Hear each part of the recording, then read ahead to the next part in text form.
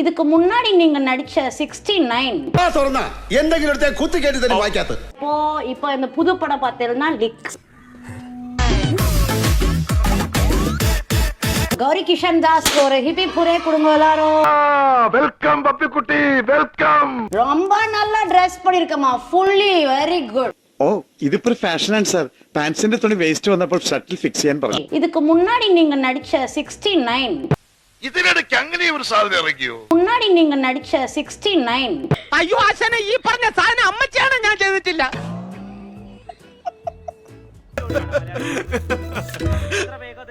ஆப்போசிட்டா சொல்லணும்.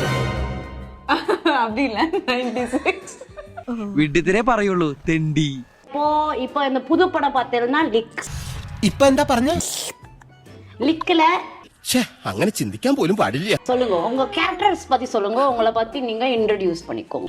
നമ്മളെ മയ്യത്തെടുക്കാൻ നേരായ നിങ്ങൾ കബഡി വരത്തി വെച്ച് നോക്കി. நான் வந்து பார்த்து ஸ்கேன் பண்ணி இவெல்லாம் கரெக்டா இருக்காளா, வெர்ஜினிட்டி இருக்கான்னு பாப்பேன். നീ ഇത് സീരിയസ് ആയിട്ട് പറഞ്ഞതാണോ അതോ? എടേ ഞാൻ വളരെ സീരിയസ് ആയിട്ടാ പറയുന്നേ. அது பார்த்தாலே தெரியும். கண்டுபிடிச்சிடுவேன். ഒട്ടത്തരം പറഞ്ഞ മിണ്ടാലിയടാ. சொல்லுங்க டீச்சர். உங்களுக்கு சொல்லிட்டா?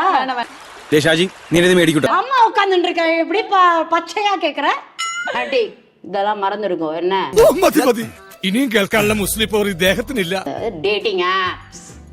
டேட்டிங் ஆப்ஸ்ல இருந்திருக்கேள் அப்போ? இல்ல ഏയ് ഞാനാ ടൈപ്പല്ല. டேட்டிங் ஆப்ஸ்ல இருந்திருக்கேள் அப்போ? இல்ல ഇല്ല ഇല്ല, ഞാനിത് വിശ്വസിക്കില്ല. വിശ്വസിച്ചേ പറ്റൂ. அம்மா அப்பாக்கெல்லாம் தெரியாம ஒரு டேட்டிங் ஆப்ஸ போட்டு இது ஹிஞ்ச். உங்களுக்கு தெரியுமா அது? எனக்கு எல்லாமே தெரியும். ഭയങ്കരമായ ആള്. டிண்டர் ஹிஞ்ச் பம்பிள் எல்லாத்தையும் இருந்திருக்கேன். ഇതൊക്കെ ആക്രാന്തം കൊണ്ട് ചെയ്യുന്നതാണോ അതോ പണ്ടേ നിന്റെ കയ്യിലിരിപ്പ് ഇങ്ങനെയാണോ? டிண்டர் ஹிஞ்ச் பம்பிள் எல்லாத்தையும் இருந்திருக்கேன்.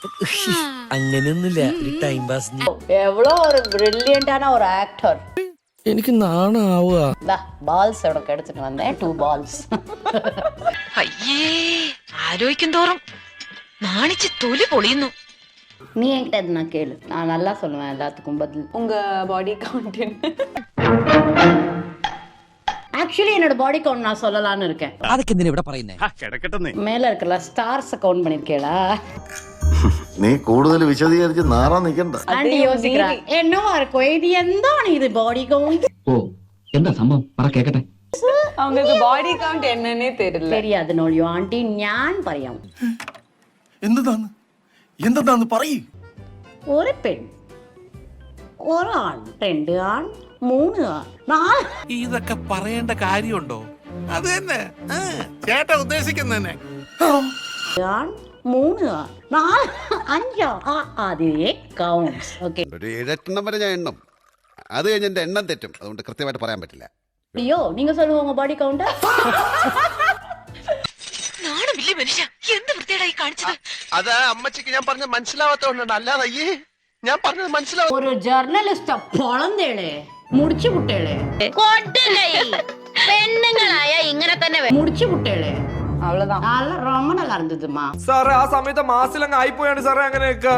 அது ரொம்ப ஃபேண்டாஸ்டிக்கா இருந்ததுமா, நான் பார்த்து அப்படியே என்ஜாய் பண்ணேன்.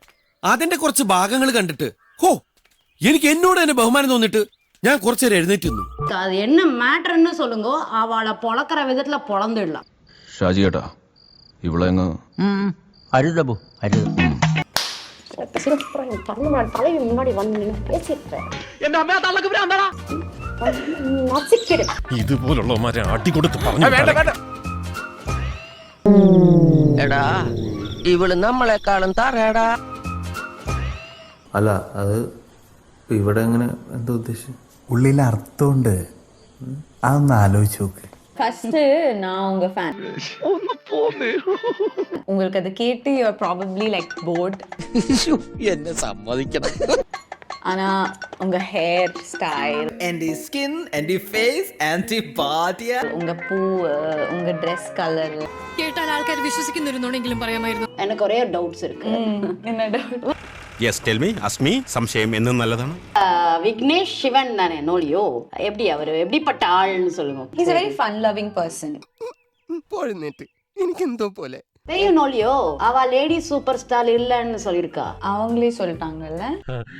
അങ്ങനെയൊക്കെ വഴിയില്ല இப்ப யாரு லேடி சூப்பர் ஸ்டார்? ഈ അറിവ് എവിടുന്ന് കിട്ടി? പത്രത്തിൽ നിന്ന് അടിച്ചു മാറ്റിയതാ.